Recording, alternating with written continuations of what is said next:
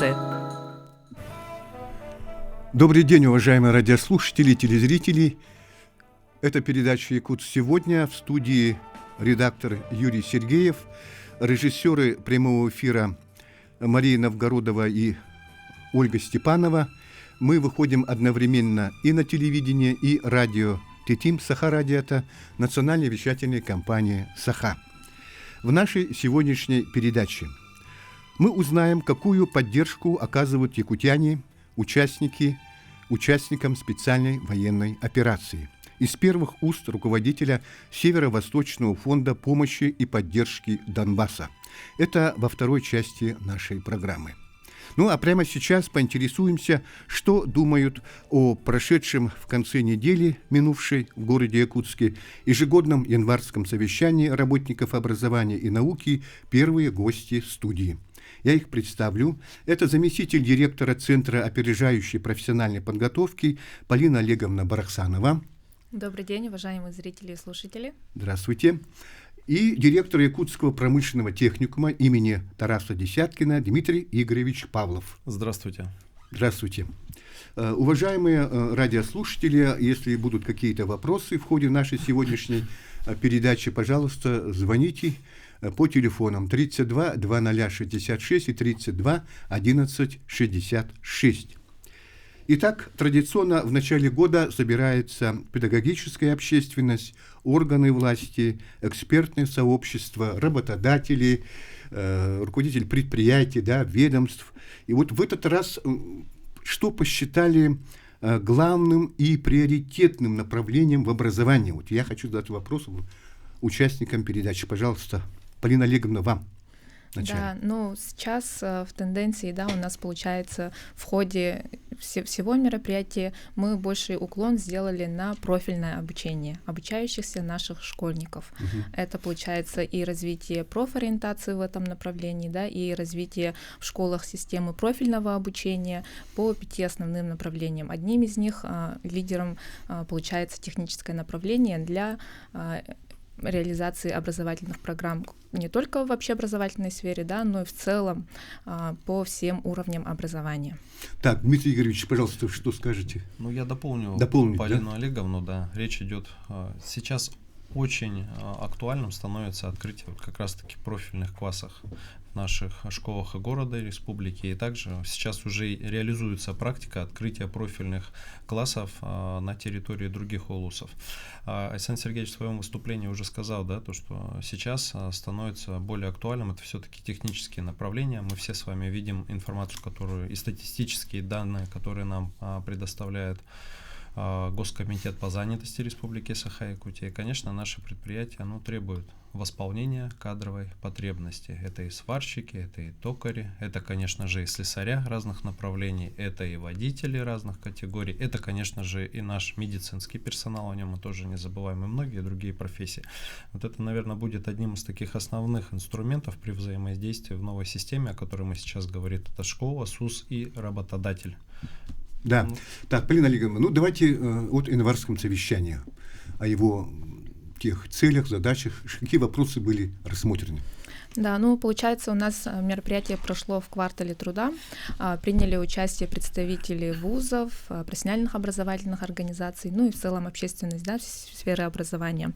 В начале дня, получается, по открытию мероприятие состоялось из пленарного заседания с участием главы Республики Саха-Якутия, а далее у нас как раз-таки вузы провели различные мероприятия. Это были круглые столы, дискуссионные сессии, обсуждались как раз-таки вопросы по профильному обучению, круглые столы, сфера занятости по различным отраслям, в том числе и по целевому обучению.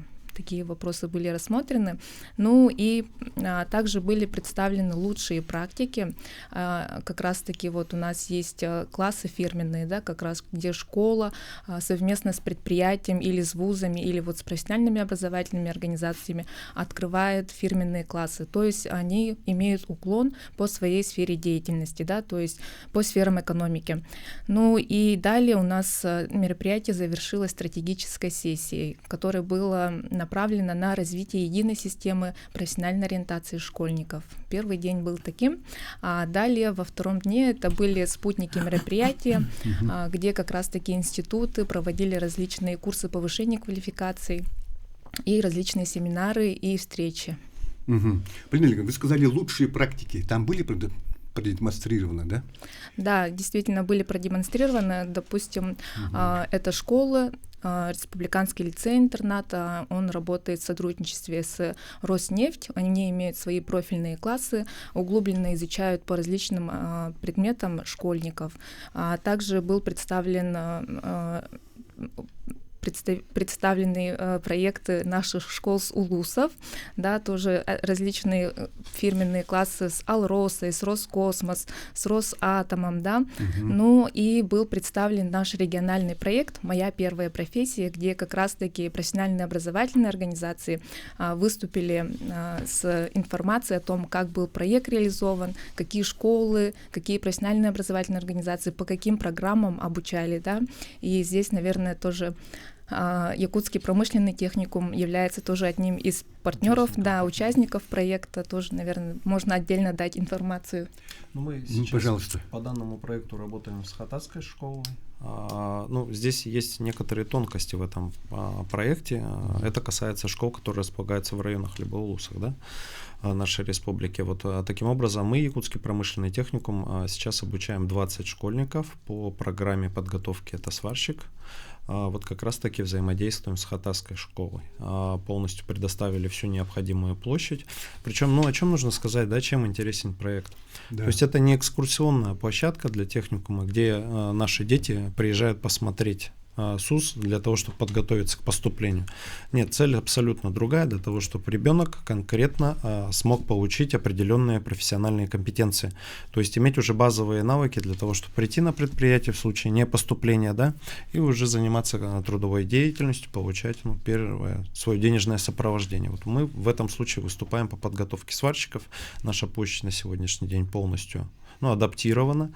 У мастеров есть хороший опыт работы в других проектах, допустим, билет в будущую, да, профессию. Вот он недавно совсем завершился. Там мы подготовили 65 школьников по тем же специальностям. Поэтому, я думаю, будет всем очень интересно. И мы получаем уже очень хорошие положительные отзывы со стороны и родителей, и со стороны школ.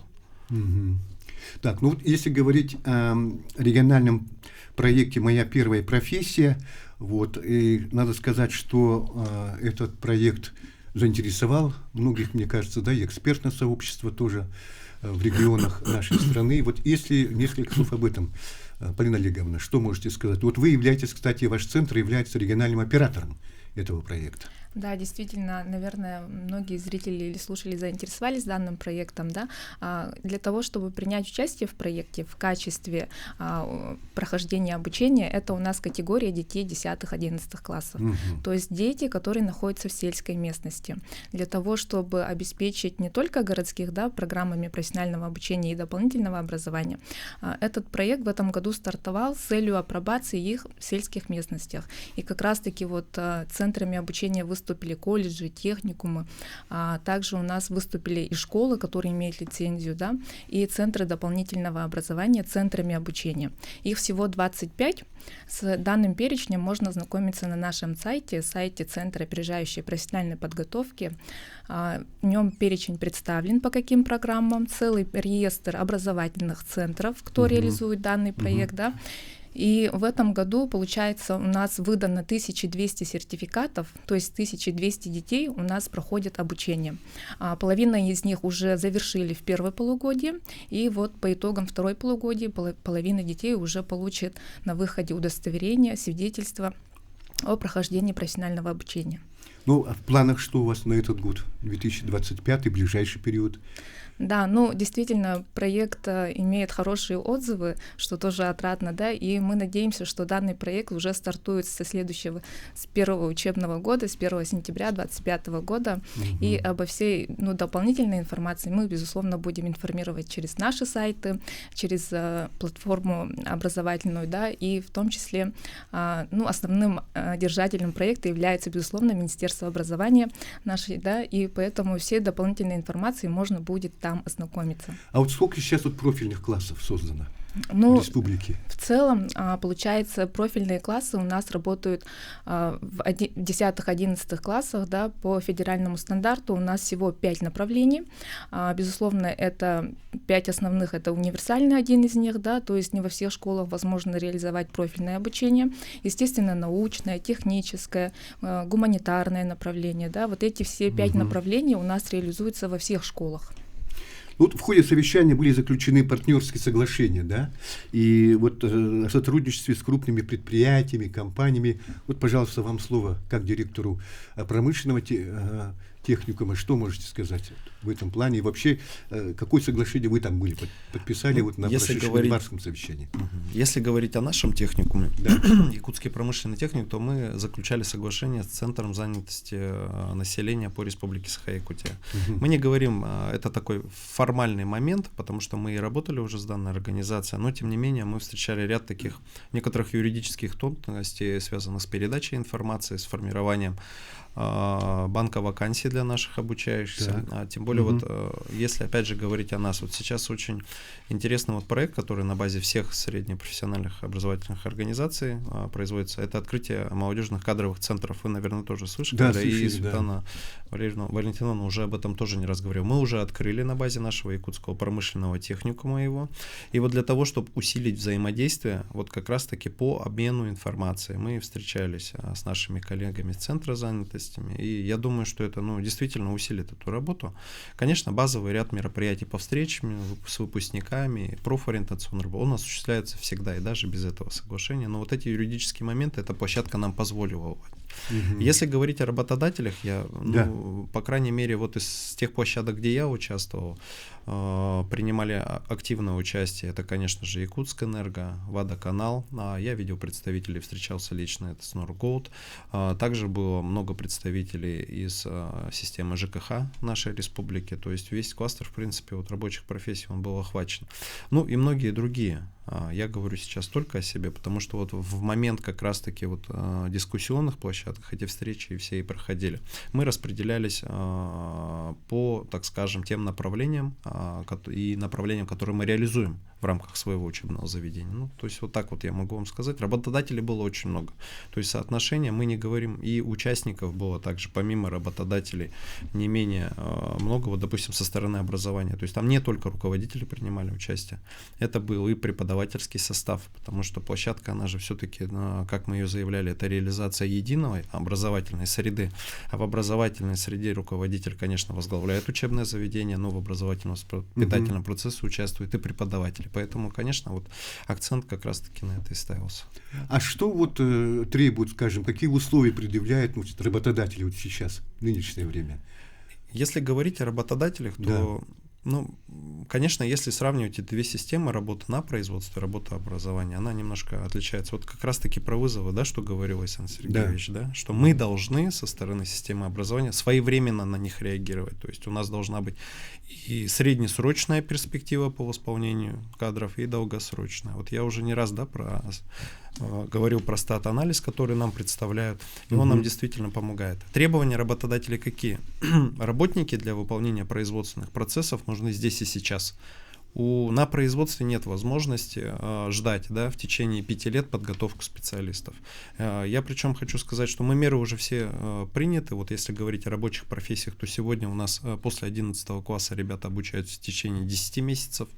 Вот такие вот программы, как «Моя первая профессия», позволяют подготовить и получить уже рабочее свидетельство в течение 3 месяцев, от 1 до 3 месяцев. Такие программы уже есть. Если говорить о выпускниках школ после 9 класса, то эти программы идут у нас от 1 года до 10 месяцев. Поэтому мы уже своевременно среагировали. И я думаю, как основной запрос мы выявляем. Но проблема, она достаточно глубокая, да? То есть нужно постоянно смотреть и следить за кадровой потребностью. полностью, потому что стат-анализы, они требуют такого глубокого осмысления. Сейчас у нас происходит век цифровизации. На производстве тоже вводятся различные системы, в том числе ЧПУ, станки и все остальное. То есть у нас появляются и новые специальности, которые мы будем готовить в выпускниках. Вот об этих вызовах и идет речь, что мы сегодня должны быть готовы, чтобы на базе наших учебных заведений как раз-таки готовились те специалисты, которые будут нужны и сейчас, и которые будут нужны через 3-5 лет. Да, все-таки, наверное, тоже поднимался вопрос, наверное, о подготовке педагогов, да, кадров для профильного образования. Вот, Полина Олеговна, как вы думаете, сегодня нужны, наверное, скажем, те специалисты, которые могли бы, скажем, вот как-то настроить, да, довести, сопроводить этих вот наших учащихся школ, потом уже студентов, и которые после окончания, скажем, того же, да, профобразования или выше, чем их как бы сопроводить до трудоустройства, для того, чтобы они уже стали специалистами конкретными. Да, действительно. И как раз-таки вот третий этап, да, вот, который мы проводили в рамках январского совещания, где была проведена стратегическая сессия. В данной сессии принимали участие не только представители образовательных организаций, но и представители управления образований, также представители глав, которые ведут социальный вопрос, да, по разным муниципальным районам. И в данном стратегической сессии мы как раз-таки говорили о том, как выстраивать профориентационную модель с образовательными организациями. То есть наши школы должны быть готовы рассказать о тех профессиях, которые на сегодня востребованы, ну и на перспективу на 3-5 лет, да. А чтобы это сделать, действительно нужны кадры, которые будут владеть данной информацией. И в рамках данного проекта у нас, получается, есть единая модель профессиональной ориентации, которая была внедрена с 1 сентября во всех общеобразовательных организациях, и все наши школы работают по данной модели. То есть это у нас учителя проходят курсы повышения квалификации, еженедельно у нас проводятся уроки «Россия. Мои горизонты», где как раз-таки мы рассказываем о тех сферах, о тех профессиях, которые есть сегодня на рынке труда, для того, чтобы педагог был действительно квалифицирован и владел данной информацией. У нас есть цифровая платформа «Билет в будущее».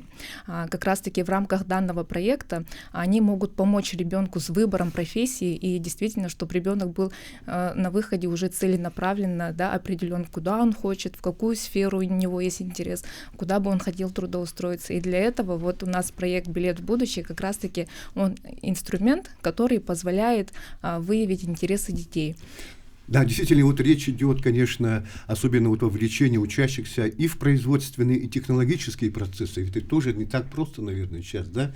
Вот, и, конечно, здесь уже квалифицированные кадры, педагоги, вот эти, да, наставники, скажем, производственных, да, вот, опять же, вот, они должны вот все-таки владеть теми тоже компетенциями необходимыми. Да, и для этого мы в рамках проекта «Билет в будущее» знакомим детей с профессиями, да, и как раз-таки вот на базе наших колледжей, техникумов проводятся различные открытые дни, мастер-классы, тут даже встречи с работодателями, да, профессиональные пробы, где у нас мастера производственного обучения рассказывают, да, о той или иной профессии. Я Здесь, да, пожалуйста. Дополню, вы вот задали вопрос, да, вот по поводу подготовки педагогических кадров, чтобы кадры сами-то были готовы, да, в учебном заведении для того, чтобы, ну, среда-то она отличается, образовательно-воспитательный процесс, лекционная аудитория от цеха, да, производственного. Вот у нас есть такое понятие, как обязательная стажировка на предприятиях, то есть у нас преподавательский состав, особенно мастера профобучения, которые задействованы непосредственно в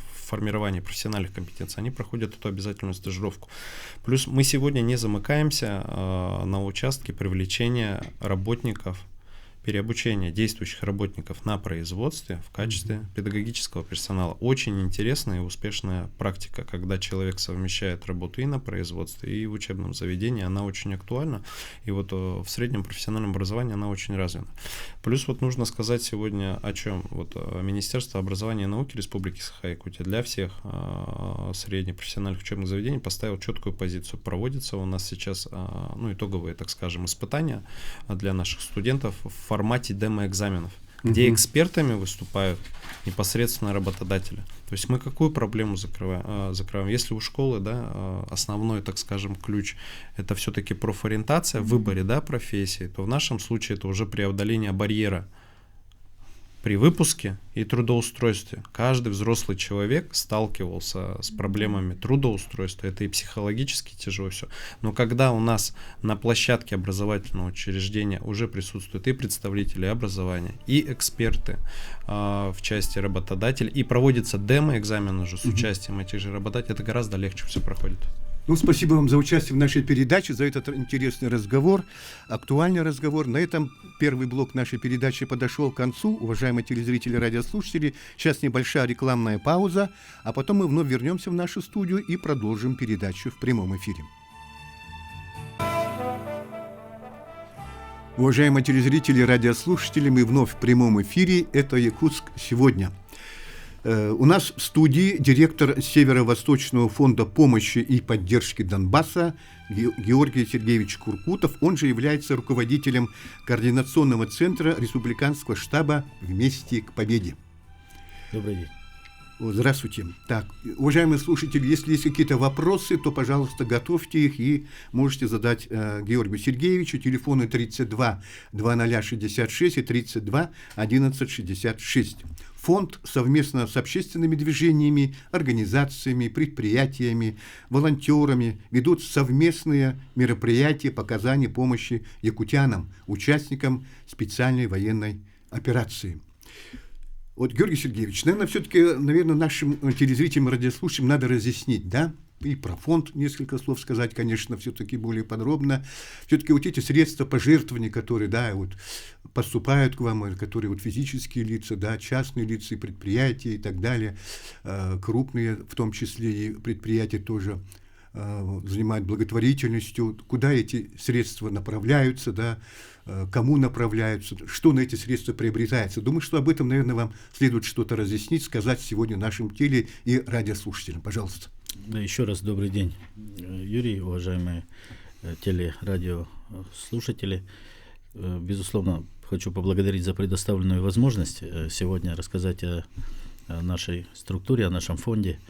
Сегодня фонд поддержки Донбасс, понятное дело, занимается поддержкой не только Донбасса, но и всей линии фронта, ну и в том числе здесь тыловикам, которые имеют непосредственное отношение к специальной военной операции и нуждаются в той или иной дополнительной помощи. Фонд был создан буквально на следующем месяце после объявления специальной военной операции. Это оперативное решение было принято руководством республики как универсальный и гибкий финансовый механизм, юридический механизм для дополнительной поддержки наших военнослужащих. На начальном этапе фонд состоял в оперативном штабе по дополнительному снабжению и снаряжению наших военнослужащих.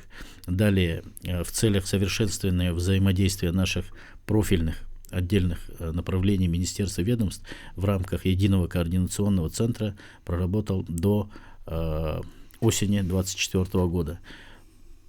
После, преобразования в Республиканскую комиссию «Вместе к победе», председателем которой является сам глава республики, сегодня работают 3 территориальных штаба. Это Московский штаб, Дальневосточный штаб и Республиканский штаб, координатором которого здесь мы являемся. 11 основных направлений у фонда. Назову самые такие стержневые. Основные, да? Основные. Это дополнительное снаряжение, обмундирование, материальная помощь нашим военнослужащим, помощь военнослужащим, которые попали в трудную жизненную ситуацию. Также это материально-техническое обеспечение наших опорных пунктов, которые работают в зоне специальной военной операции по передаче, по взаимодействию с командованием, и по доставке адресных посылок, которые идут с разных концов нашей республики. Если так сказать о показателях, 2024 года, сегодня системно уже по собственной инициативе наши разные предприятия, частные организации, физические лица делают пожертвования не только в денежном эквиваленте, но и в имущественно-техническом порядке. То есть за 2024 год мы доставили до фронта порядка, точную цифру скажу, 136 единиц техники. 26 из них это мотоквадроциклы. Да, и остальные преимущественно автомобили УАЗ с разных отраслей. Но здесь стоит отметить, пользуясь моментом, это системная помощь, как и в количественном и качественном составе. Хочется отметить сферу здравоохранения, Министерство здравоохранения, техника, которая после технической доработки решением Министерства имущественных земельных отношений направляется на фронт. Также хочу отметить за поддержку Министерства транспорта по оказанию содействия транспортной логистике во время распутицы, так и наших авиаторов. Ну, конкретно это авиакомпания «Якутия», которая уже который год подписывает с нами соглашение и безвозмездно помогает доставлять помощь как и в госпитале, так и на фронт через нашу построенную логистику. Также хочу сказать, что сегодня уполномоченная финансовая структура — это Министерство гражданской обороны и безопасности жизнедеятельности. Подведомственное учреждение Службы спасения республики сегодня уполномочены закупать дополнительные технические средства и дополнительное снаряжение для наших военнослужащих. Это не говорит о том, что армия сегодня его не выдает. Сегодня в рамках усовершенствования, в рамках усиления и в рамках своевременного и актуального оборудования мы, благодаря решению руководства нашей республики, как организационно-финансовый механизм, действуем достаточно оперативно, но и хочется сказать, что многие регионы сегодня обращаются к нам, чтобы мы подсказали те механизмы, которые за этот промежуток времени нами был построен. Конечно, механизмы вырабатывались не тоже, скажем так, не один месяц, наверное, да? Да, конечно, это взаимодействие. Конечно, это работа конкретных людей. Да. Кадровый подбор сегодня ведется нашим координационным центром, утверждается московским штабом. Штаб отвечает за взаимодействие с Министерством обороны, со структурами, преимущественно наши военнослужащие направлены через Восточный военный округ, это Хабаровские военные части, это Приморские военные части, это Забайкалье, это Читинская область. Сегодня, благодаря взаимопомощи, мы имеем прямые контакты с руководством командующих подразделений, поэтому имеем понятие, видение там, где можно ставить приоритет. Так? Ну и хочу сказать сразу по механизму передачи этой техники. Сегодня поступают как и личные заявления от военнослужащих во время отпусков, во время мобильной связи, во время непосредственного разговора и личного приема. Ну и централизованно через Восточный военный округ нам поступают заявки от непосредственных командиров разного ранга, и мы понимаем, сколько у нас там военнослужащих, сколько помощи необходимо сегодня предусмотреть и уделять внимание. Но в целом есть, конечно, сложности в части несостыковки наших регламентов. Военный регламент не всегда позволяет нам, гражданским, свободно оперировать теми или иными адресами, теми или иными персональными данными, контактами и так далее. Все это нам продиктовано, и мы строго придерживаемся этих правил. Но все-таки вот вы обеспечиваете, также поддерживаете опорные пункты наши, да, на приграничных зонах действия СВО. Это там ведь волонтерской, это тоже группой, да, сообществом, ведь тоже там нужно вести такую кропотливую, скажем так, каждодневную работу. Да, уже ежегодно более 40 сотрудников разных предприятий республики командируются туда на несколько месяцев, чтобы вести эту работу. Эта работа довольно-таки ответственная. Есть конкретные требования каждому сотруднику опорного пункта, но эти требования, в принципе, человек может догадаться, они как и дисциплинарного характера, так и внутренних способностей, в том числе способность управлять транспортным средством, физическая готовность по разгрузке и погрузке помощи и так далее. Ну, я, пользуясь моментом, хочу поблагодарить наших работодателей, которые направляют уже системно тоже наших сотрудников опорных пунктов. И есть кадры, которые зарекомендовали себя с самой положительной стороны, и на сегодняшний день уже практически, согласно нашей плановой ротации, периодически туда командируются. Понятное дело, это только строится благодаря поддержке работодателя, благодаря руководителю конкретного министерства по отраслям. Да, действительно, вот наша республика, ну, скажем, в числе первых регионов и на Дальнем Востоке, ну и практически, наверное, по всей стране, действительно, об этом и отмечал и президент страны, да, Владимир Путин, что и руководство нашей республики, Александр Сергеевич Николаев, вот эти опорные наши пункты, о чем тоже вы говорите, вот республиканский штаб, да, тоже вместе к победе, действительно проводит очень такую большую работу. Ну, наверное, все-таки надо сказать, здесь есть понимание, наверное, и с той стороны, с федеральных сторон, все-таки органов власти. Да, хочу сказать то, что республику не раз ставили в пример за этот период времени. И я в очередной раз повторюсь, то, что наши соседние регионы Дальнего Востока, ну, в силу того, что мы тесно общаемся в одном часовом поле, можно сказать, периодически рассказываем на конкретном нашем примере, как мы взаимодействуем. Сегодня одно из направлений, я хочу сказать, озвучить, это фонд ведет системную поддержку наших волонтерских движений. Это в разрезе крупных объединений здесь, в городе Якутске, которые имеют филиалы в наших районах. Это общественная организация «Якутия с тобой», это организация «Тепло рук» Илис Лага, это боевые шелкопряды, это добровольцы Якутии. Я хочу передать, пользуясь прямым эфиром, низкий поклон нашим гражданам, нашим добровольцам, люди, которые по зову сердца оказывают эту помощь. Это шитье, изготовление маскировочных вещей, это теплые вещи, это товары двойного назначения. Благодаря этому мы чувствуем, что и народ, и армия едины, и насколько сильный тыл у нашей армии на сегодняшний день. Уважаемые телезрители и радиослушатели, у нас вот на экране вы видите QR-код, вы можете перевести любую сумму денег на нужды специальной военной операции в помощь нашим землякам, военнослужащим. Ну, для этого что нужно сделать? Навести камеру телефона на QR-код и перейти по ссылке для перевода денег. Поэтому очень, каждый желающий, любой житель может оказать помощь нашим военнослужащим. Да, конечно, это вот по мере возможностей, внутреннего убеждения и мотивации, конечно, каждый гражданин Российской Федерации может оказать помощь Северо-Восточного фонда поддержки Донбасс для конкретной практической помощи нашим военнослужащим, нашим защитникам Родины.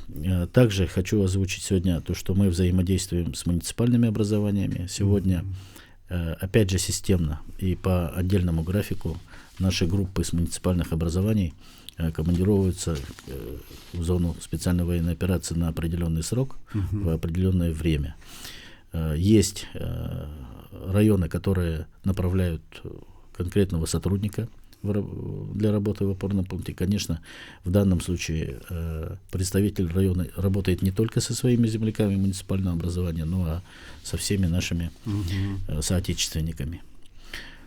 Также хочется сказать большое спасибо нашему частному бизнесу, да, предприниматели, которые также системно уже как наши партнеры выступают в работе специальной военной операции. Это, например, организация ХОТОАС. Да, мы уже периодически понимаем, что они всегда рядом, всегда порадуют местной продукцией. Пользуясь моментом, хочу передать слова благодарности от имени нашего штаба, от имени Координационного центра нашей Государственной комиссии «Вместе к победе». Именно благодаря вот таким людям мы приближаем сегодня победу. Вот. Ну и хочется сказать, что работа в госпиталях, где работают наши волонтеры, наши земляки, это город Санкт-Петербург, это город Москва, это Ростов, это Владивосток, это Улан-Удэ, Хабаровск. Да. Мы сегодня как один единый организм поддерживаем друг друга, и те средства, которые приходят как пожертвования в фонд, конечно же, они уходят вот не благодаря, а для помощи, для работы. Вот элементарно приобретаем проездные билеты для наших волонтеров, чтобы добирались до госпиталей, чтобы могли собрать гуманитарную помощь. Приобретаем материалы для пошива товаров двойного назначения, теплые вещи, маскировочные вещи. Оплачиваем транспортную комиссию авиаперевозок для того, чтобы наши волонтеры имели сырье, имели материалы для того, чтобы все это изготовлять. Благодаря договору со службой спасения республики имеем сегодня логистику по земле. Ну и я уже говорил, авиакомпания «Якутия» ежегодно предоставляет определенный объем возможностей для перевозки гуманитарных грузов, также и по гуманитарным грузам муниципальных образований. Да, ну, действительно, конечно, все наши министерства, ведомства, каждый житель нашей республики, да, сегодня мы действительно настроены на победу, для того, чтобы вот наши военнослужащие, земляки, якутяне, которые сегодня служат, стоят на защите нашей Родины, отстаивать интересы Российской Федерации, ее суверенитет. Вот, и я думаю, что, конечно, помощь должна оказываться, и она оказывается ежедневно, вот даже каждочасно, наверное, пока мы здесь мы тоже в студии об этом говорим, и в это время тоже уже грузы, гуманитарные грузы, пожертвования идут туда, на передовую. Да, и знаковые даты наших государственных праздников мы тоже не оставляем без внимания наших защитников Родины. По конкретному поручению главы республики уже периодически ко Дню защитника Отечества, в День Победы, Новый год.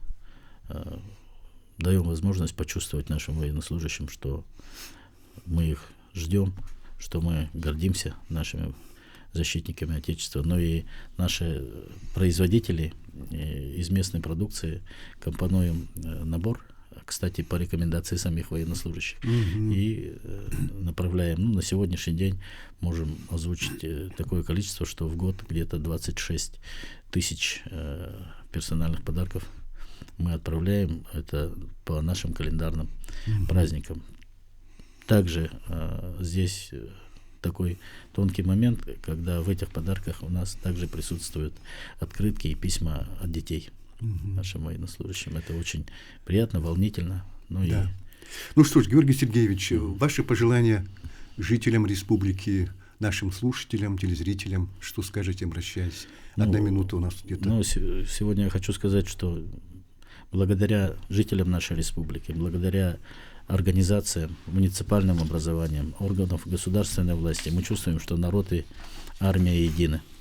И в год защитника Родины, в год защитника Отечества, мы действительно, каждый из нас, присутствуя и понимая возможности, понимая свое значение в этом, должны работать, гордиться, любить и на всех ипостасях защищать нашу Родину. Ну что ж, я думаю, что сегодня я хочу поблагодарить вас, Георгий Сергеевич, за этот рассказ столь подробный. Вот. И я хочу сказать, уважаемые телезрители, радиослушатели, давайте все миром поможем нашим военнослужащим, якутянам, отстаивающим интересы нашей Родины. На этом наша программа подошла к концу. Всего доброго, до свидания.